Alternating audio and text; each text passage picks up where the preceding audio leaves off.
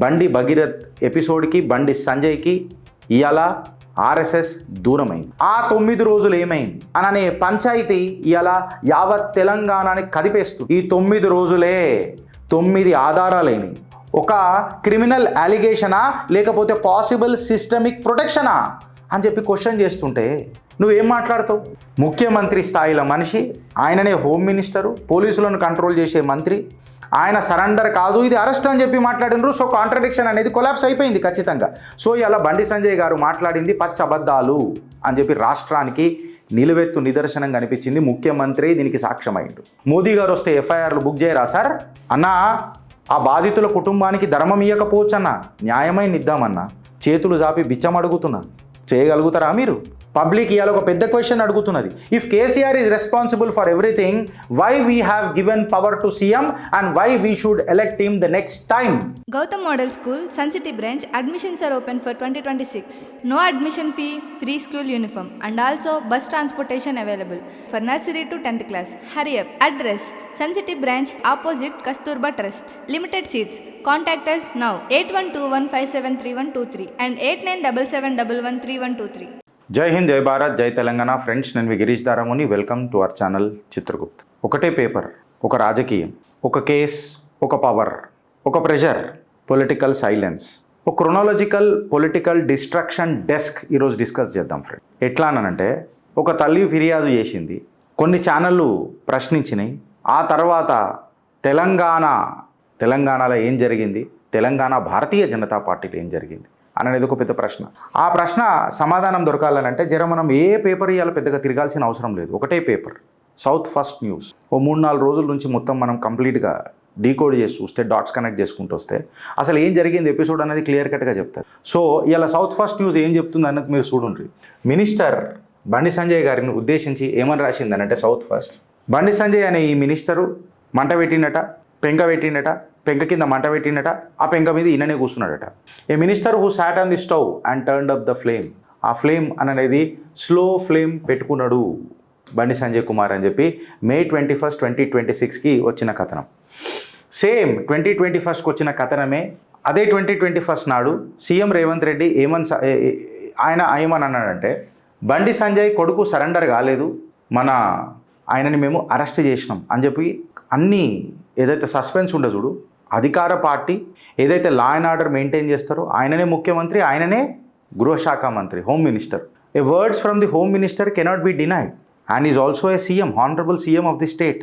ఇలా ఎవరు బద్నాం చేస్తుండ్రు అనే దానికంటే ఇంకా ఎంత అబద్ధాలు ఆడతారు అనేది పెద్ద క్వశ్చన్. మినిస్టర్ ఆఫ్ స్టేట్ బండి ఆగిపోయిందనంటే ఆడికి ఆగలే. 22 నిన్న అనుకుంటా కేటీఆర్ గారు కూడా బండి భగీరథ్ 9 రోజుల పాటు ఏడెందుకు దాచుకోవాల్సి వచ్చింది, 9 రోజుల పాటు దాచుకున్నాక సరెండరో అరెస్టో అని చెప్పి తన పదునైన మాటలను ఇటు భారతీయ జనతా పార్టీ అండ్ కాంగ్రెస్ పార్టీని ఉద్దేశించి మాట్లాడాడు. అన్నిటికంటే పెద్దది, ఇది ఒక పెద్ద ఝట్కా తెలంగాణ భారతీయ జనతా పార్టీకి. ఏందనంటే, రాష్ట్రీయ స్వయం సేవక్ సంఘ్ తెలంగాణలో భారతీయ జనతా పార్టీలో జరుగుతున్న ఏవైతే ఇప్పటిదాకా జరుగుతున్న పంచాయతీలు ఏవైతే జరుగుతున్నాయో అవి మాకు సంబంధం లేవు అని చెప్పి క్లియర్ కట్గా మాట్లాడేసాడు. ఎస్పెషలీ బండి భగీరథ్ ఇష్యూ మాకు సంబంధం లేదు, పార్టీ మాకు సంబంధం లేదు అని చెప్పి బండి భగీరథ్ ఎపిసోడ్కి బండి సంజయ్కి ఇవాళ ఆర్ఎస్ఎస్ దూరమైంది. దీని మీద చర్చ చేద్దాం ఫ్రెండ్స్. అందుకే అన్న, ఓ తల్లి ఫిర్యాదు, ఛానళ్ళ ప్రశ్న, తర్వాత తెలంగాణ బీజేపీలు ఏమైంది అనేది ఒక పెద్ద ప్రశ్న. ఇది కేవలం ఒక పాక్సో కేసు కాదు ఫ్రెండ్స్. ఇవాళ ఇది ఒక తెలంగాణ డెమోక్రసీ యొక్క టెస్ట్ అయిపోయింది. ఒక అమ్మ జస్టిస్ కోసం పోరాడుతున్నది, ఒక విక్టిమ్ న్యాయం కోసం తహతహలాడుతున్నది. ఒక మీడియా ప్లాట్ఫామ్ ప్రశ్నిస్తుంటే సడన్గా కొన్ని వాట్సాప్ గ్రూపులు వార్ రూమ్లు అయిపోయినాయి. ఈకో సిస్టమ్లు తయారు చేసి డిఫెన్సివ్ అఫెన్సివ్ మెకానిజంలు తయారు చేసినాయి. విక్టిమ్ బ్లేమింగ్ నరేటివ్స్ అనేటివి స్ప్రెడ్ అవుట్ మొదలెట్టినాయి. ఎవరెవరైతే క్వశ్చన్ చేస్తారో చూడు, ఆ గొంతులనన్నిటికీ భయాందోళనకు గురి చేసే ధమ్కీలు వస్తున్నాయి. మళ్ళా ఈ పవర్ వర్సెస్ అకౌంటబిలిటీలా న్యాయమైంది అన్యాయమైంది అనేది ప్రశ్న. ఇవాళ ఏదైతే మైనర్ బాలికకు న్యాయం జరగడం అనేది ప్రయారిటీ ఉండాలి చూడు, అక్కడ కాకుండా పొలిటికల్ ప్రొటెక్షన్ బడాబాబులది అనేది ఒక బిగ్గర్ ఆపరేషన్ అయిపోయింది ఇవాళ తెలంగాణలో. తెలంగాణ సాక్షి అయిపోయింది దీని మీద. అగర్ మనం ఒరిజినల్ కంప్లైంట్ గిట్లా తీసుకొని చూస్తే బండి సాయి భగీరథ్ మీద విక్టిమ్ వాళ్ళ అమ్మ పెట్టిన కంప్లైంట్ గిట్లా మనం చూస్తే అందులో మమ్మల్ని వాళ్ళ తండ్రి గారు ధమ్కి ఇచ్చిండ్రు, ఇంటిమిడేషన్ చేసిండ్రు అని చెప్పి కూడా రాసి ఉంది. ప్రెషర్ టాక్టిక్స్ అనేది ఉంది, ఫియర్ ఆఫ్ ఇన్ఫ్లుయెన్స్ అనేది కూడా క్లియర్ కట్గా ఉన్నది. మా మీద ఒక పొలిటికల్ ప్రెషర్ కూడా తీసుకురానికి ప్రయత్నం చేసిండ్రు వగేరా వగేరా అని చెప్పి మాట్లాడినరు. మధ్యవర్తిత్వం చేసిన వాళ్ళు కూడా దీనికి సమాధానం చెప్పాలా అని చెప్పి ఆ కంప్లైంట్లో క్లియర్ కట్గా ఉన్నది. ఇవాళ ఇష్యూ అనేది కేవలం సెన్సిటివ్ కాలే. సెన్సిటివ్ ఎప్పుడైంది తెలుసా ఫ్రెండ్స్? ఎప్పుడైతే గంభీరమైన ఆరోపణలు ఒక మినిస్టర్ కొడుకు మీద వచ్చినాయి చూడు, అప్పుడు ఇది కేసు చాలా సెన్సిటివ్ అయిపోయింది. అండ్ ఇది ministry of state for home affairs చుట్టూ తిరిగినప్పుడు తెలంగాణ బాధపడ్డది. ఏమని తెలుసా ఫ్రెండ్స్?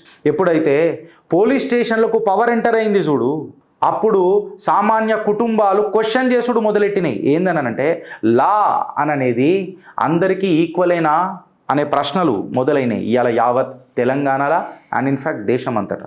ఇటు చిత్రగుప్తే తీసుకోండి, కాలోజీయే తీసుకోండి, ఆ కాడికి వస్తే మన తొలి వెలుగే తీసుకోండి. రెస్పెక్టివ్ ఛానల్స్ అన్ని క్వశ్చనైజ్ చేస్తే సెన్సేషనలైజ్ చేయనీకి చేయలేదు. ఈ ప్లాట్ఫామ్స్ ఖచ్చితంగా ఏదైతే అడ్డమైన నరేటివ్లు బయట ఎమర్జ్ అవుతున్నాయి చూడు, వాటికి తిప్పికొట్టనీకే మాట్లాడినాయి తప్ప ఎక్కడ కూడా చట్టాన్ని ఉల్లంఘించిన దాఖలాలు ఎన్నన్నా ఉన్నాయా? బాధితురాలకి మద్దతుగానే నిలబడ్డాయి. కడిగిన ముత్యంలాగా అందరు రావాలనే బయట ప్రయత్నిస్తారు, బట్ కడిగిన ముత్యంలాగా రావాలి కదా. ఇవాళ సరెండర్ వర్సెస్ అరెస్ట్ని డిస్కస్ చేస్తే బట్టబయలైపోయింది. ఎవరు అబద్ధాలు మాట్లాడుతున్నారు, ఎవరు అధికారాన్ని దుర్వినియోగం చేస్తున్నారు అని చెప్పి క్లియర్ కట్గా అయిపోయింది. ఇవాళ ఎప్పుడైతే ఈ క్రిటిక్స్ని టార్గెట్ చేస్తున్నారు చూడు, ఇంపార్షల్ ఇన్వెస్టిగేషన్ కొరకు ఎందుకు మాట్లాడతలేరు ఆ గొంతులు అని చెప్పి నేను ఇవాళ అడుగుతున్నా. ఒక అమ్మ న్యాయం కోసం ధర్మం కోసం మాట్లాడుతుంటే రాజకీయాలేం మాట్లాడలేదే ఆ కుటుంబం. ఇవాళ జర్నలిజం అనేది కూడా ఏఎస్ రావు నగర్కి పరిమితం అయిపోయింది. ఎస్, వాళ్ళకి తగలాలనే మాట్లాడుతున్నా. ఏఎస్ రావుకే పరిమితం అయిపోయింది, ఏఎస్ రావు నగర్కే పరిమితం అయిపోయింది జర్నలిజం అనేది. పబ్లిక్ మాట్లాడుడు మొదలెట్టిండ్రు. ఇవాళ సమాధానాలు చిత్రగుప్తిస్తున్నది ఫ్రెండ్స్. ఇవాళ సమాధానాలను మాట్లాడుతున్నప్పుడు ఇది కేవలం ఒక క్రైమ్ కాదు, ఇది కేవలం ఒక క్రైమ్ కాదు. సైలెన్స్, క్వశ్చన్ చేసిన వాళ్ళని సైలెన్స్ చేయడం కూడా మళ్ళీ దీన్ని ఈ అస్త్రాన్ని ఏమంటారు అనేది మీ కమెంట్ రూపంలో జర నాకు చెప్పండి. ఇవాళ పెద్ద క్వశ్చన్ ఏంది తెలుసా ఫ్రెండ్స్? ఆ 9 రోజులు ఏమైంది? ఆ నలుగురు కూడా ఎవరు మాట్లాడారు కదా, ఆ 9 రోజులు ఏమైంది అనే పంచాయతీ ఇవాళ యావత్ తెలంగాణని కదిపేస్తుంది. 9 రోజుల పాటు తొందరపడకుండా చట్టంలో ఉన్న లూపోల్స్ అన్నీ ఎక్స్ప్లోర్ చేసిన తర్వాత అగో చూసినవా అననే సింపతి కార్డ్ ఎందుకు వచ్చింది అననే ప్రశ్న మొదలైంది. బిగ్గర్ పొలిటికల్ ఎక్స్ప్లోజన్ ఏంది తెలుసా? ఇవాళ సాక్షి ఏమైంది తెలుసా ఫ్రెండ్స్? టైం లైనే సాక్షి అయింది. ఈ 9 రోజులే 9 ఆధారాలైనవి.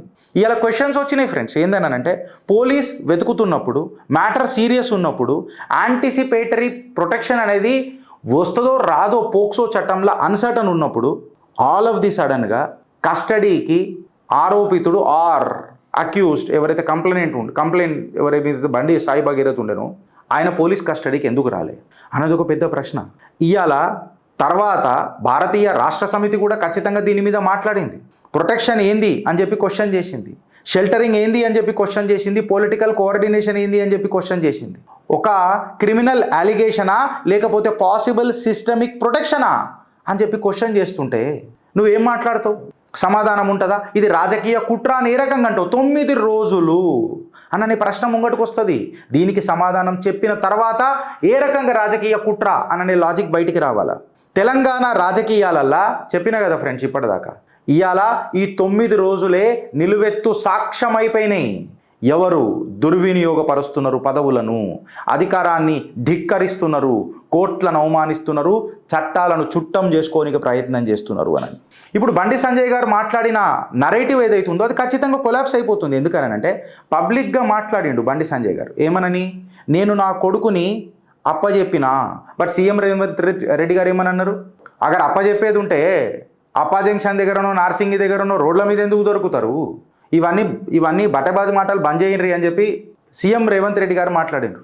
ముఖ్యమంత్రి స్థాయిలో మనిషి, ఆయననే హోమ్ మినిస్టరు, పోలీసులను కంట్రోల్ చేసే మంత్రి, ఆయన సరెండర్ కాదు ఇది అరెస్ట్ అని చెప్పి మాట్లాడినరు. సో కాంట్రడిక్షన్ అనేది కొలాప్స్ అయిపోయింది ఖచ్చితంగా. సో ఇలా బండి సంజయ్ గారు మాట్లాడింది పచ్చ అబద్ధాలు అని చెప్పి రాష్ట్రానికి నిలువెత్తు నిదర్శనం కనిపించింది. ముఖ్యమంత్రి దీనికి సాక్ష్యమైండు. సెకండ్, 9 రోజుల పాటు ఈ డ్రిల్ జరిగింది చూడు, ఈ టైం లైనే సాక్ష్యమైంది. వాలంటరీ సరెండర్ అనేది ఏడాలేదు. ఇన్ఫ్యాక్ట్ చెప్పాలనంటే 2 దిగ్గజ నాయకులు, ఒక ఆయననేమో minister of state for home affairs కేంద్ర శాఖల కీలకమైన నాయకుడు, తెలంగాణలో మాస్ ఫాలోయింగ్ ఉన్న నాయకుడు, అండ్ రెండవ లీడర్ సాక్షాత్తు గౌరవ ముఖ్యమంత్రి, రెండవ ముఖ్యమంత్రి అనుముల రేవంత్ రెడ్డి గారు. వీళ్ళిద్దరూ డిఫరెంట్ వర్జన్స్ తీసుకుంటే పబ్లిక్ థర్డ్ వర్జన్ తీసుకోదా అనేది ఒక ప్రశ్న అవుతుంది. Now coming to the point of south first కథనాలు తీసుకొని మనం అన్నీ చూస్తే, నేను ఇంటికి వస్తా ఫ్రెండ్స్, ఇవన్నిటికి వస్తా. సౌత్ ఫస్ట్ కథనాలు ఇట్లా మనం అన్నీ తీసుకొని చూస్తే, ఇవాళ సౌత్ ఫస్ట్ ఏం రాసింది, బండి సంజయ్ గారు పెంక కింద మంట పెట్టుకొని ఆ పెంక మీద తనే కూర్చున్నాడు అని చెప్పి రాసింది. ఒక డెవాస్టాటింగ్ పొలిటికల్ అనాలిసిస్ సౌత్ ఫస్ట్ రాసింది. కోర్ పాయింట్ ఏందనంటే, అసలు చల్లగైపోయిన దాన్ని మళ్ళా గ్యాస్ స్టవ్ ఆన్ చేసి పెంక పెట్టి లో ఫ్లేమ్లో పెట్టి డీప్ కుకింగ్ అంటాం చూడు మనము, అది చేసిందే బండి సంజయ్ అని చెప్పి ఈ కాంట్రవర్సీని అలైవ్ పెట్టనీకనే తహతహలాడింది బండి సంజయ్ కుమార్ గారు అని చెప్పి సౌత్ ఫస్ట్ రాసింది. ఇక్కడనైతే సైలెన్స్ మెయింటైన్ చేయాలనో సెన్సిటివ్ కేసులల్లా అక్కడ ఇష్టం వచ్చినట్టు ఏక్తా యాత్రలల్లా, లేకపోతే నేను అక్కడి నుంచి వచ్చిన, ఇక్కడి నుంచి వచ్చిన, ఇక్కడి నుంచి వచ్చిన, అక్కడి నుంచి వచ్చిన అని చెప్పి మాట్లాడి ఎమోషనల్ యాంగిల్లల్లా పొలిటిసైజ్డ్ రెస్పాన్స్లు ఇచ్చుకుంటూ పబ్లిక్లా హాస్యం పాలైండ్రి ఎవరు అని అనేది ఎలా సౌత్ ఫస్ట్ రాసిన కథనం ఫ్రెండ్స్. ఇది భారతీయ జనతా పార్టీకి డ్రామాటికల్గా నిజంగా చెప్పాలనంటే కోర్ షాక్ తగిలింది. నిజంగా చెప్పాలంటే బునియాదులు కదిలినాయి భారతీయ జనతా పార్టీ. ఇక్కడ ఎందుకనంటే ఇక్కడ సానుభూతి మనం చెప్పలేం. 9 రోజుల పాటు జరిగిన క్రొనాలజికల్ అటెండెన్స్ బండి సంజయ్ గారు ఎక్స్ప్లెయిన్ చేయగలుగుతారా అంటే చెప్పలేరు. సో ఏదైతే కలెక్టివ్ బ్యాంకింగ్ జరుగుతుంది చూడు సింపతి కొరకు, దీని మీద సమాధానం ఎవరు చెప్తారు అని అనేది ఒక పెద్ద ఇష్యూ అయిపోయింది అలా తెలంగాణలో. సౌత్ ఫస్ట్ రాసిన కథనం ఒకటే లైన్లో చెప్పాలనంటే, ఏదైతే పార్టీ తన లీడర్ని అవాయిడ్ చేస్తుంది చూడు, అవాయిడ్ అననే ముచ్చట వచ్చింది చూడు సౌత్ ఫస్ట్లా, ఇది సరిపోదా మినిస్టర్ ఆఫ్ స్టేట్ని కంప్లీట్గా పార్టీ ఐసోలేట్ చేస్తుంది అని చెప్పి సౌత్ ఫస్ట్ రాసింది ఫ్రెండ్. ఇలా గిరీష్ మాట్లాడతలేడు, ఇది గుర్తుపెట్టుకోండి.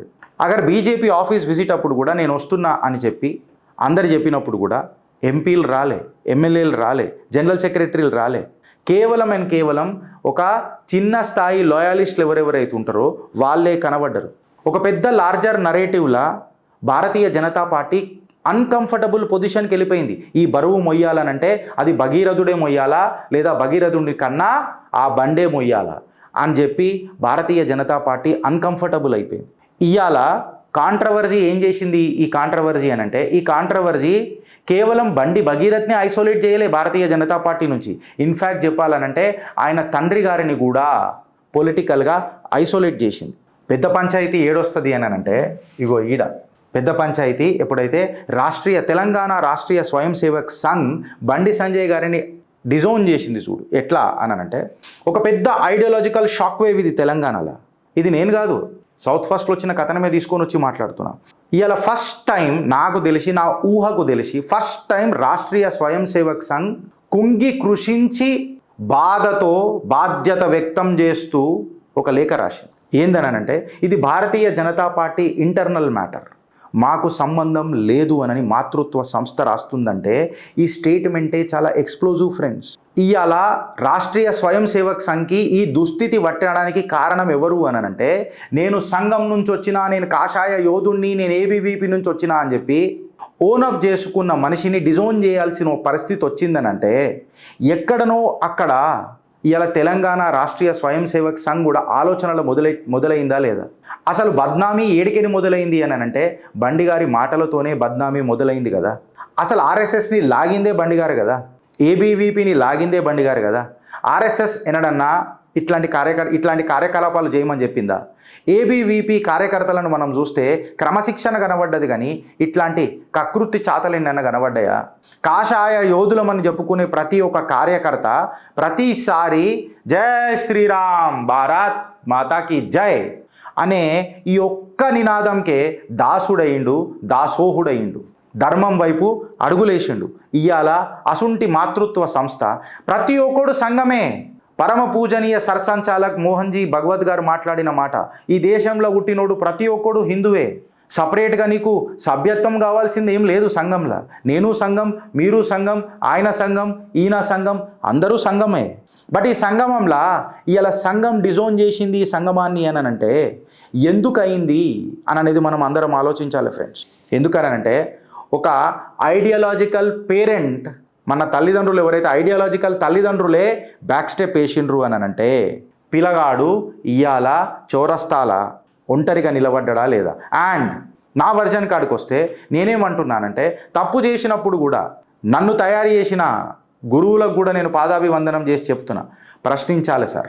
లేకపోతే ఒక్క ఇండివిజువల్ వరకు కోసము సిస్టమ్కే షాకా అని అనేది ఇలా ప్రజలకు పోతుంది సార్. నా గురువులకు పాదాభివందనం చేసి నా బాధ వ్యక్తం చేస్తాను. ఇంకా కరెక్ట్గా మాట్లాడాలనంటే మ్యాక్సిమం ఏం చేస్తారనంటే ఇది నా ఫోటోనేరా మీరు పెట్టింది, భారతీయ జనతా పార్టీ భాగ్యనగర్ జిల్లాల వాట్సాప్లలో తిరుగుతున్న పోస్టర్ ఇది, ఫేస్బుక్లలో కూడా పెట్టిన పోస్టర్లు ఇవి. నన్ను కొట్టింది. మళ్ళీ దీని మీద యాక్షన్ ఏమైంది అని ఓడు మాట్లాడతలేడేందిరా. ఇదారా నాకు నేను డిజర్వ్ అయ్యేది ఇదేనా అని చెప్పి నేను ఇలా మాట్లాడుతున్నా. నేను వ్యక్తిగత పంచాయతీలు తీసుకురాను గిదా అని చెప్పి మాట్లాడితే నా గురించి పక్కకు పెట్టేసేయండి. నేను ఇవాళ ఒకటి క్వశ్చన్ చేస్తున్నా. ఏందనంటే నేను ఏం అడుగుతున్నా అంటే ఒక వాట్సాప్ గ్రూప్ గురించి మాట్లాడుతున్నా. ఈ వాట్సాప్ గ్రూప్ పేరేంది ఫ్రెండ్స్? ప్రజా సంగ్రామ యాత్ర. నాకు తెలిసి ఒక నోటెడ్ జర్నలిస్ట్ కూడా ఈ విషయాన్ని మాట్లాడిందంటే ఇంటి గుట్టు బయటికి రచ్చ అవుతున్నది. ఒక వ్యక్తి కోసము ఏడుదాకా దిగజారుతుంది మన ఐడియాలజీ అని అనేది ఆలోచించాలి. ఒక కుటుంబాన్ని కొరకు ఏడుదాకా మనము దిగజారుతాము అని అనేది ఆలోచించాలి. ఇవాళ ప్రజా సంగ్రామ యాత్ర 5 అనే దాంట్లో 109 మెంబర్లు ఉన్నారు. 109 మెంబర్లలో చెప్పుకోనికే సిగ్గైతున్నది, చెప్పాలంటే శరం వస్తున్నది. మైనర్ బాలిక యొక్క వీడియోలు ఇలా సర్క్యులేట్ చేసిండ్రు. As per the POCSO law, a person who entertains the circulation of a victim is also accused as far as the POCSO law is concerned. ఆయన మీద కూడా అదే చట్టం వర్తిస్తుంది. ఇది POCSO law కాదా? ఇవాళ అర్థం చేసుకోవాల్సింది ఏంటంటే ప్రజా సంగ్రామ యాత్ర ఎవరి కోసం ఎవరి ఫోటో ఉన్నదో ఒకసారి మీరు చూడండి. బజరంగ బలి ఫోటో పెట్టుకొని పక్కకు బండి సంజయ్ కుమార్ గారి ఫోటో పెట్టుకొని ఇట్లాంటి కంటెంట్, చట్టవిరుద్ధమైన కంటెంట్ ఈ ప్రజా సంగ్రామ యాత్ర 5లో జరిగిందనంటే మీరు అర్థం చేసుకుంటారా అని అంటున్నా. మళ్ళీ ఈ స్క్రీన్ షాట్లు క్లియర్ కట్గా భారతీయ జనతా పార్టీని నాకు సంబంధం లేదు అని చెప్పగలుగుతాయా, లేకపోతే భారతీయ జనతా పార్టీ యొక్క బ్రాండ్ని దెబ్బతీస్తాయా? ఈ ఐడియాలజికల్ ఇమేజరీ, ఈ political coordination టోన్ని Bharatiya Janata party ఇప్పుడు డిజోన్ చేయగలుగుతుందా అనేది ఒక పెద్ద ప్రశ్న. ఎందుకు అనంటే ఇందులో ఉన్నోళ్ళందరూ వాట్సాప్ గ్రూప్లలో అడ్మిన్లు ఉన్నోళ్ళందరికీ ఇది వర్తిస్తుంది ఇప్పుడు పోక్సో చట్టం. అందులో దురదృష్టవశాత్తు విజయ తులసి గారు, గంగిడి మనోహర్ రెడ్డి గారు, నీరజ్ గౌడ్, ప్రకాష్ వెంకటరమణ వీళ్ళు అడ్మిన్లలాగా చలామణి అవుతున్నారు. గంగిడి మనోహర్ రెడ్డి గారి గురించి కొత్తగా చెప్పాల్సిన అవసరం లేదు. సంగప్ప కానీ గంగిడి మనోహర్ రెడ్డి కానీ కుడి భుజం ఎడమ భుజంలా బండి సంజయ్ అన్న గారికి ఎప్పుడూ ఉంటారు, ఎల్లప్పుడూ ఉంటారు. మళ్ళా విద్యా సంస్థలు నడుపుతున్న పెద్ద మనిషి గంగిడి మనోహర్ రెడ్డి గారిని అడుగుతున్నా, సార్ మీరు అడ్మిన్ ఉన్నప్పుడు విద్యా వ్యాపారవేత్త అని అనాలి మిమ్మల్ని. విద్యా వ్యాపారవేత్త అయిన మీకు ఇది సర్కులేట్ చేయడము తప్పు, చట్టరీత్యా నేరము అని తెలియదా? మళ్ళీ ఈ అడ్మిన్ల మీద యాక్షన్ తీసుకోవాలన్నా వద్దా? నా మీద వదిలిపెట్టుండ్రి, నన్ను దాడి చేసి చెప్పదండి ఇంకొకసారి వేస్తానని అంటారు కదా, మీరే చెప్పుర్రి నేనే వస్తా. మళ్ళీ అలా గంగిడి మనోహర్ రెడ్డి గారిని నేను అడుగుతున్నా, విద్యా వ్యాపారవేత్త అయిన మీరు, కుడిభుజమైన మీరు చట్టరీత్యా ఘోరాలు జరుగుతుంటే అడ్మిన్ అయి ఊకొని మీరు నడిపిస్తున్నారు. ప్లస్ ఆ నంబర్ కూడా బీజేపీ ఫర్ తెలంగాణ అఫీషియల్ నంబరా కాదా? ఇలా భారతీయ జనతా పార్టీ దీని మీద మాట్లాడాలి. ప్రశ్నించినందుకు దాడులు అని అంటే ఏడుదాకా పోతారా నాయన, నాకు అర్థమవుతలేదు. ఇలా నేను మాట్లాడుతున్నా. పాక్సో చట్టం ఏం చెప్తుందిరా? ఐడెంటిటీని ప్రొటెక్ట్ చేయాలి, సర్వైవర్ యొక్క డిగ్నిటీని కాపాడాలా, కాన్ఫిడెన్షియల్గా పెట్టాలా, నాన్ డిస్క్లోజర్ ఎక్కడ కూడా దాన్ని స్ప్రెడ్ చేయొద్దు. ఇలా క్రిటికల్ ఆబ్యులేషన్ ఏందనంటే కంప్లీట్గా ఈ ప్రజా సంగ్రామ యాత్రల విక్టిమ్ లింక్డ్ కంటెంట్ని సర్క్యులేట్ చేసిన ఆ దరిద్రపోడు ఎవడు, ఆ కాన్స్పిరసీ బ్రెయిన్ ఎవడిది? ఎవడా పోరడు? ఆడ వీడియోలు లేవా, ఆడ చతాలు మాకు తెలివయా అనే ప్రశ్న మొదలెట్టాలనా వద్దా? ప్రశ్నిస్తే అమ్ముడు పోయిండు గిరీష్. ఇది ఒక legal sensitive case. Legal principle simple ఉంది, చైల్డ్స్ యొక్క డిగ్నిటీ అనేది కాపాడాలా అని. మీరు పొలిటికల్ రెప్యుటేషన్ మేనేజ్మెంట్ చేయనికే చట్టానికి విరుద్ధంగా పోయినరు. మళ్ళీ ఇలా గంగిడి మనోహర్ రెడ్డి గారు దీనికి సమాధానం చెప్తారా చెప్పరా? మళ్ళీ దీనికి నైతిక బాధ్యత వహిస్తూ ప్రజా సంగ్రామ యాత్రల బెనిఫిషరీ బండి సంజయ్ గారే. మళ్ళీ ఆయన మాట్లాడతాడా మాట్లాడా? చట్టాలు పోక్సో లాంటి చట్టాలు ఎందుకు వచ్చినాయి? మైనర్ బాలికల యొక్క భవిష్యత్ని కాపాడడానికి వచ్చినాయి. పవర్ఫుల్ ఫ్యామిలీలు కాపాడడానికే కాదు. ఇవాళ మీరేమని మాట్లాడుతున్నారండి? మీరేమని మాట్లాడుతున్నారు? ఇట్లాంటి ఫోటోలు పెట్టి గిరీష్ గాడు అమ్ముడు పోయిండు. గిరీష్ గాడు ఇది ఒకటే నారా, ఒక కొత్తదనం తీసుకురాండ్రి లైఫ్లో, కొత్తదనం తీసుకురాండ్రి. నేను అమ్ముడు పోవడానికి 1, 2, 3 రీజన్లు చెప్పుర్రా. నేను చెప్పినారా? మీరే పెట్టుకున్నారు కదా కేసు కరీంనగర్లో హనీ ట్రాప్ అని మీరే పెట్టుకున్నారు కదా. మీరు ఇది సర్క్యులేట్ చేసి ఎడదాకా పోయిరు తెలుసారా? చట్టానికి యావత్ తెలంగాణ ప్రజలకు టన్నుల ఎవిడెన్స్ ఇచ్చిండ్రు. మీరు చేసిన బాగోతాలు, మీ యొక్క క్రిమినల్ సైకాలజీ, మీ యొక్క గుండాయిజం, మీ యొక్క దౌర్జన్యం క్లియర్ కట్గా చెప్పిండ్రు. ఇవాళ ప్రతిపక్ష నేత కేటీఆర్ ఏం మాట్లాడిండు అనే దానికంటే ఇవాళ అధికార పార్టీల అధికారం ఎంజాయ్ చేస్తున్న గౌరవనీయ ముఖ్యమంత్రి వర్యులు ఈ 9 రోజుల పాటు ఏం చేసినావు బండి సంజయ్ కుమార్ అని ప్రశ్నించిండు. వేటు న్యూస్ కాన్క్లేవ్లో కూడా ఆయన మాట్లాడిండు. అప్పజెప్పు బండి సంజయ్ మీ కొడుకుని అని చెప్పి ఆయన కూడా మాట్లాడిండు. ఇవాళ రేవంత్ రెడ్డి తన ఇమేజ్ని డ్యామేజ్ కంట్రోల్ చేయనీకి వచ్చిండు. ఆయన ఏం చెప్పనీకి వచ్చిండు? పోలీసులు ప్రొసీజర్ ఫాలో అయినరు అని చెప్పిండ్రు. పోలీసుల మీద అత్యంత ప్రెషర్ వేసింది కూడా వాళ్ళ ప్రభుత్వమా లేకపోతే పదవి దుర్వినియోగపరచనీక చేస్తున్న ఒక మంత్ర అని అనేది ఇలా మనం ఆలోచించాలా. విక్టిమ్ స్టేట్మెంట్ 24 hours అన్నారు. నో డాక్యుమెంట్స్ తీసి డేట్లు తీసి చూడండి, తెలిసిపోతుంది ఎన్ని రోజుల తర్వాత అయిందని. మోదీ గారు వస్తే ఎఫ్ఐఆర్లు బుక్ చేయరా సార్? మోదీ గారు వస్తే చేయరా? ప్రధాన సేవకుడు వచ్చినప్పుడు తనను సేవించి తనను ప్రధానమంత్రి చేసిన మాలాంటి సేవకులకు లా అండ్ ఆర్డర్ కరువు అవుతుందా సార్? ప్రధాన సేవకుడు వస్తే దేశం చట్టం ఏ రకంగా పోతుంది సార్ అని సామాన్యుడు ప్రశ్నించడా? ఇవాళ రేవంత్ రెడ్డి గారు కూడా వేస్తున్న ప్రశ్నలు. ప్రొసీజర్ పర్ఫెక్ట్ అని చెప్తాడు. మళ్ళీ 9 రోజుల పాటు జరిగిన ఘటన ఎవరు దీనికి ఆన్సరబుల్ అని ఎందుకు నిలదీస్తలేడు? ఆ దోస్తానా ఏమున్నది? కాంగ్రెస్ ఒక నరేటివ్ తీసుకుంటుంది, ముఖ్యమంత్రి ఒక నరేటివ్ తీసుకుంటాడు, మల్లు రవి ఒక నరేటివ్ తీసుకుంటాడు. దరిద్రం దండయాత్ర ఏంది తెలుసా? ఇవాళ అద్దంకి దయాకర్ కూడా ఒక నరేటివ్ తీసుకొని ఉంటాడు. ఇదంతా బండి సంజయ్ కుమార్ గారికి ఫేవర్గా ఉంటుంది. ఎందుకు అననే ప్రశ్నకు సమాధానం ఎవరు చెప్తారు అని అంటున్నా. మనం పోరాడాల్సింది అధికార పార్టీతోనా? అధికారం కోసం పోరాడతాడా లేకుంటే ప్రతిపక్షంలా మూలలు కూర్చోనీకే మనం చేస్తామా? లేదా ఆ నలుగురితోనే జిందగీ నడుపుదామా అననే mainstream discussion, mainstream మీడియాల డిస్కషన్స్ రావు. ఎందుకు? ఎంత కమ్ముడు పోయినరురా, వాటిని ఎందుకు ఎక్స్పోజ్ చేస్తలేరు? ప్రతిసారి యూట్యూబర్లు మాట్లాడిన దాంట్లో సాక్ష్యాలు ఉన్నాయి ఫ్రెండ్స్, ఆధారాలు ఉన్నాయి. ఆధారాలు పెట్టే ఆదరణ గురించి మాట్లాడినారు. ఎప్పుడైతే ప్రభుత్వాలు ముంగటికి వచ్చి ప్రొసీజర్స్ ఎక్స్ప్లెయిన్ చేస్తే చూడు, అది కూడా టూ మచ్ ఎక్స్ప్లెయిన్ చేస్తే చూడు, ప్రజలకు too much of analysis will lead to paralysis అని చెప్పి మాట్లాడతారు. And let us come back again to ministry of state for the home affairs. గౌరవనీయులు పెద్దలు బండి సంజయ్ కుమార్ గారి గురించి మనం మాట్లాడితే మోదీ గారి శిష్యుడు అని చెప్పి చెప్పుకుంటాడు. పొద్దున్న లేస్తే మోదీ గారిని ఎంతమంది దూషించారబ్బా? పొద్దున్న లేస్తే ఆయన ఎంతమంది మీద దాడి చేయాలి, ఎంతమంది మీద భయాందోళనకు గురి చేయాలా? మళ్ళీ ఆయనకున్న వ్యవస్థ మీకున్నదా అని అడుగుతున్నా. మోదీ గారి శిష్యుడు అని అన్నప్పుడు ఏంది అని చెప్పి మాట్లాడుతున్నా. ఇవాళ నాకు బాధ్యత ఏం మాట్లాడుతున్నది. మళ్ళీ ఈ సర్క్యులేషన్ అయినప్పుడు ఆర్మూర్ ఎమ్మెల్యే రాకేష్ రెడ్డి కూడా మాట్లాడలేదు. ప్రజా సంగ్రామ యాత్రలకు ఇట్లా ఇవన్నీ జరుగుతున్నాయని అంటే ఆనాడు మాట్లాడలే. కాకపోతే ఈనాడు వాళ్ళు మంచిగా చట్టాపట్టాలు వేసుకొని తిరిగిరు, బావబొమ్మరుదులు లేకున్నారు అని అన్నప్పుడు మళ్ళీ హనీ ట్రాప్ ఎందుకు కేసు పెట్టినావు బండి సంజయ్ కుమార్, బండి భగీరథ్ అన్న ప్రశ్న ఎందుకు రాలే రాకేష్ అన్న? విక్టిమ్ హనీ ట్రాప్ అని అన్నప్పుడు ఎందుకు రాలే? విక్టిమ్ యొక్క వీడియోలు సర్క్యులేట్ అవుతున్నప్పుడు ఎందుకు రాలే? విక్టిమ్ యొక్క కుటుంబ వీడియోలు సర్క్యులేట్ అవుతున్నప్పుడు బావబామ్మరుదుల వీడియోలేరా ఎందుకు సర్క్యులేట్ చేస్తున్నారు, కుటుంబం ఒకటేరా అన్న మాట ఎందుకు మాట్లాడలే? Whom you are trying to save? ఇలా రాకేష్ రెడ్డి గారికి వస్తున్న ప్రశ్నలు, ఆ తల్లి నోట నుంచి వస్తున్న ప్రశ్నలు ఇవాళ మీడియా నోట మాట్లాడుతుంటే నేను ఇవాళ అడుగుతున్నా ఆర్మూర్ రాకేష్ రెడ్డిని, WhatsApp forwards have become an evidence sir today and you have chosen to be silent. Why? When it was a family melodrama, you should have been proactive enough to counter that. అరే ఏంద్రా ఈ circulation అని చెప్పి గడ్డపర దించేది ఉండే ఈ ప్రజా సంగ్రామ యాత్రలో ఉన్న అడ్మిన్ల మీద. This is not expected mister Rakesh Reddy. This is called as hypocrisy. I'm sorry, నేను ఇష్టపడే దాంట్లో మీరు నాకు అత్యంత ఇష్టపడే వ్యక్తి. But when it comes to justice నేను ధర్మం వైపు ఉంటా. అన్నా ఆ బాధితుల కుటుంబానికి ధర్మం ఇవ్వకపోవచ్చు అన్న, న్యాయమైన ఇద్దామన్నా, చేతులు జాపి బిచ్చం అడుగుతున్నా, చేయగలుగుతారా మీరు? అందరూ మౌనమే. ఇవాళ నేను మాట్లాడేది కాదు, ఇవాళ ప్రతి ఒక్క తెలంగాణ ప్రజలకు చెప్తున్నా, నీ ఇంట్లో అయితే నీకు తెలుస్తుంది ఈ బాధ, ఏ రకంగా తల్లడిల్లిపోతుందో, చిన్న భిన్నమవుతుందో కుటుంబం.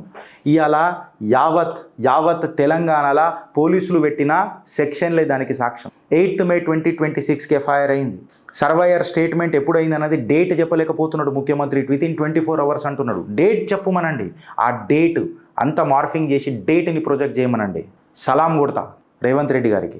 13th May 2026కి ఇన్వెస్టిగేషన్ ఎస్కలేట్ అయింది. మెటీరియల్ కలెక్షన్ తీసుకున్నాక నేను మాట్లాడలే, న్యూస్ మినిట్లో వచ్చిన కథనం లింక్స్తో సహా పెట్టిన.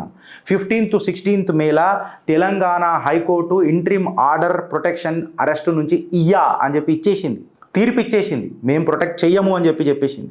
సియాసత్ ఢిల్లీలో కూడా వచ్చింది. 17th May 2026కి సరెండర్ వర్సెస్ నాకాబందీ అరెస్ట్ ఎక్సెట్రా ఈ యొక్క మెలోడ్రామా నడిచింది తెలంగాణలో. ఇండియన్ ఎక్స్ప్రెస్ కూడా రాసింది దీని మీద. 18th నుంచి 19th May 2026కి సెక్షన్స్ ఎన్హాన్స్ అయినాయి. BNS 64 of read with 2 or M whatever it is, ఇట్లాంటి సెక్షన్స్ వచ్చినాయి. ఇది మేజర్ లీగల్ ఎస్కలేషన్ అయిపోయింది. రిపీటెడ్ రేప్ అలిగేషన్స్ వచ్చినాయి. టైమ్స్ ఆఫ్ ఇండియాలో కూడా మెన్షన్ అయినాయి ఇవన్నీ. 21st May 2022కి యాంటిసిపేటరీ బెయిల్ విత్డ్రా చేసిండ్రు. మీకు అర్థమవుతుందా ఫ్రెండ్స్? బండి భగీరథ్ ఏదైతే యాంటిసిపేటరీ బెయిల్ ముందు పెట్టుకున్నాడు చూడ, అది విత్డ్రా అయిపోయింది. చట్టరీత్యా అది నిజంగానే చేయాల్సిందే. ఇవాళ ఒక ముఖ్యమంత్రిని తెలంగాణ ప్రశ్నిస్తున్నది, అన్నా మీరు మాకు గౌరవనీయ పెద్దలు ముఖ్యమంత్రేనా లేకపోతే ఒక పొలిటికల్ కమెంటేటర్ అయినరా అని చెప్పి ప్రశ్నిస్తున్నది. ఎందుకు అనంటే సీఎం కూర్చొని అనేది టెలివిజన్ డిబేట్ చైర్ కాదన్నా, మిమ్మల్ని ముఖ్యమంత్రి స్థాయిలో కూసోబెట్టింది కేసీఆర్ ఎక్కడున్నాడు అని చెప్పి ప్రతిరోజు ప్రతి క్షణం అడగనీకే కాదన్నా. ఒకటే సింపుల్ క్వశ్చన్ అన్న, రేవంత్ అన్న, మహిళలు సేఫా, మా పిల్లలు సేఫా, మా తెలంగాణ భవిష్యత్తు సేఫా అననే కూర్చన్న మీ కుర్చీ. ఇవాళ తెలంగాణ పొలిటికల్ రియాలిటీ ఏందనంటే, క్రైసిస్ వచ్చినప్పుడు, లా అండ్ ఆర్డర్ బ్రేక్ అయినప్పుడు, పబ్లిక్ కాన్ఫిడెన్స్ షేక్ అయినప్పుడు హోమ్ మినిస్టరు, ఆయననే చీఫ్ మినిస్టరు, ఆయన నైతిక బాధ్యత వహించాల్సిన గౌరవ ముఖ్యమంత్రి కేసీఆర్ ఎక్కడా అని నన్ను మాట్లాడితే, ఇవాళ ముఖ్యమంత్రి కేసీఆరా లేక రేవంత్ రెడ్డా? నా గవర్నమెంట్ ఏం చేసింది అని చెప్పి మాట్లాడితే కేవలం కేసీఆర్ ఎక్కడున్నాడు అని ప్రశ్నించింది. ఇదే ప్రజాపాలననా అని చెప్పి అడుగుతుంటే మీ సమాధానం ఏంది అని చెప్పి మాట్లాడుతున్నా. ఇవాళ తెలంగాణని నడుపుతున్నది ఎవరు?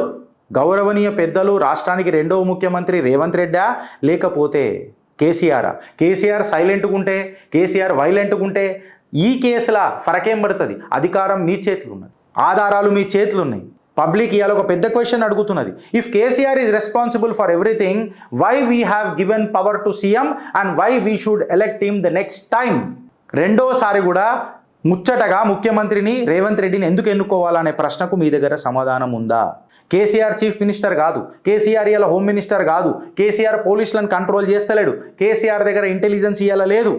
కాంగ్రెస్ ప్రభుత్వం ఉన్నది, కంప్లీట్ మెషినరీ రేవంత్ అన్న చేతులు ఉన్నది. లా అండ్ ఆర్డర్ అకౌంటబిలిటీ టెస్టులా Congress government rest in peace అవుతుందా అని చెప్పి మాట్లాడుతుంది. ఇలా ఉమెన్ సేఫ్టీ కార్డుకి వచ్చి మాట్లాడితే ఎక్కడున్నాడు కేసీఆర్ అని చెప్పి మీరు అన్నారు కదనా, ఇవాళ అడుగుతారు మళ్ళీ గిరీష్ గారు పైసలు తిన్నాడనని. గిట్లాంటి సంఘటనలు, గిట్లాంటి 9 రోజుల పాటు డిలే జరగలేదన్న కేసీఆర్ హయాంలో. ఘటనలు, సంఘటనలు అన్ని యాదికొస్తున్నాయి అన్న. ఇవాళ హైదరాబాద్ ఆ జమానాల కేసీఆర్ రెజిమ్లా హైదరాబాద్ని ప్రొజెక్ట్ చేసిర్రు ఒక ఇన్వెస్ట్మెంట్ డెస్టినేషన్ లాగా, ఒక ఐటీ క్యాపిటల్ లాగా, ఒక స్టేబుల్ మెట్రో కనిపించింది మాకు. లేట్ నైట్ ఐటీ షిఫ్ట్లు కనిపించినాయి, మహిళలు సురక్షితంగా కనిపించిండ్రు. అరే ఐటీ మినిస్టర్ ఎవరు అని చెప్పి మైక్ పెట్టి మాట్లాడితే వెనకటికైతే కేటీఆర్ ఉండే, ఇప్పుడు ఎవరు ఉన్నారో తెలుస్తలేదు అని చెప్పి మాట్లాడారు. మహిళలు గట్టిగా సేఫ్గా వచ్చి మాట్లాడుతుంటే షీ టీంలు యాదొచ్చినాయి రేవంత్ అన్న. ఇవాళ అక్నాలెడ్జ్మెంట్లు కరువవుతున్నాయి పోలీస్ స్టేషన్లో 6 గంటల తర్వాత. సీసీటీవీ ఎక్స్పాన్షన్లు చూసింది తెలంగాణ, యాంటీ హరాస్మెంట్ డ్రైవులు చూసింది, ర్యాపిడ్ అర్బన్ పోలీసింగ్లు చూసింది, ఫ్రెండ్లీ పోలీసింగ్లు చూసింది. ఎక్కడ కూడా ఎఫ్ఐఆర్లు ఆగిపోయే ఘటన కనబడలే. ఇవాళ యాడున్నాడు కేసీఆర్ అని చెప్పి మీరు మాట్లాడుతున్నారు. సీఎం కూర్చొని అనేది ప్రజల సేవ కన్నా పొలిటికల్ కామెంటరీకి కాదు. ఇవాళ అర్థం చేసుకోవాల్సింది ఏంటంటే, రేవంత్ రెడ్డి గారు ఫుల్ చీఫ్ మినిస్టరా, హాఫ్ చీఫ్ మినిస్టరా? ఎందుకు అని అంటే ఆయన హాఫ్ చీఫ్ మినిస్టర్ అయిపోయిండు, ఇంకొక హాఫ్ టైం ఏడ చేస్తున్నాడు అని అంటే ప్రైమ్ టైం యాంకర్ అయిపోయిండు ఆయన పొలిటికల్ చైర్ మీద కూర్చొని కామెంటరీ ఇచ్చుట్లా. ఫ్రెండ్స్, ఇవాళ మనం అర్థం చేసుకోవాల్సింది ఏంటంటే, ఇవాళ ఈ ఘటన, బండి భగీరథ్ ఘటన భారతీయ జనతా పార్టీకి ఆర్ఎస్ఎస్ని దూరం చేసింది. భారతీయ జనతా పార్టీ బండి భగీరథ్కి, బండి సంజయ్కి ఇద్దరికి దూరం అయింది. కాంగ్రెస్ ప్రొసీజర్స్ చెప్పుడు మొదలెట్టింది. కేటీఆర్ ప్రొసీజర్స్ అడుగుడు మొదలెట్టింది. బెయిల్ పిటిషన్ వెనకడిగేసింది. ఇన్ఫాక్ట్ చెప్పాలనంటే దిగ్గజుడు నిరంజన్ రెడ్డికి ఒక బ్యాక్ స్టెప్ అయ్యింది. అమ్మ ఇంకా న్యాయం కోసం వెతుకుతుంది, తల్లడిల్లుతుంది. విక్టిమ్ తపస్సు చేస్తుంది, నా కేసు ఏడుదాకా తీసుకోబోతారు, దఫనాన్ చేస్తారా అని. మీడియా ప్రశ్నిస్తుంది. యావత్ తెలంగాణ మారల్ లీడర్షిప్ వైపు చూస్తుంది. ఇవాళ చట్టం బలహీనులను ప్రొటెక్ట్ చేయనీకి పెట్టుకున్నామా లేకపోతే బలవంతులను ప్రొటెక్ట్ చేయనీకి పెట్టుకున్నామా అని చెప్పి ప్రశ్నిస్తే ఇవాళ అడుగుతుంది తెలంగాణ. ఏం సమాధానం ఇస్తాం? పైసల కమ్ముడు పోయిండు గిరీష్ గారు. వాళ్ళు వెనకటికి కూడా పైసల కమ్ముడు పోయినా భారతీయ జనతా పార్టీకి మాట్లాడుతున్నారు. ధర్మం వైపు మాట్లాడితే అమ్ముడు పోయినట్ట, న్యాయం కోసం మాట్లాడితే ఎక్స్పోజ్ అయిపోయినట్ట. ఎవడు ఎక్స్పోజ్ అయ్యిండ్రా? ఎవడో ఒకడు అన్నాడట, గిరీష్కి దొరికినాయట కదా మస్తు అని. మీ అయ్యే తెచ్చిచ్చిన ఆడరా రే, మీ అయ్యే తెచ్చిచ్చిన ఆడరా. అంత కరెక్ట్గా చెప్పిను. ఆలోచిస్తావా లేక అనుభవిస్తావా? భారత్ మాతాకి జై.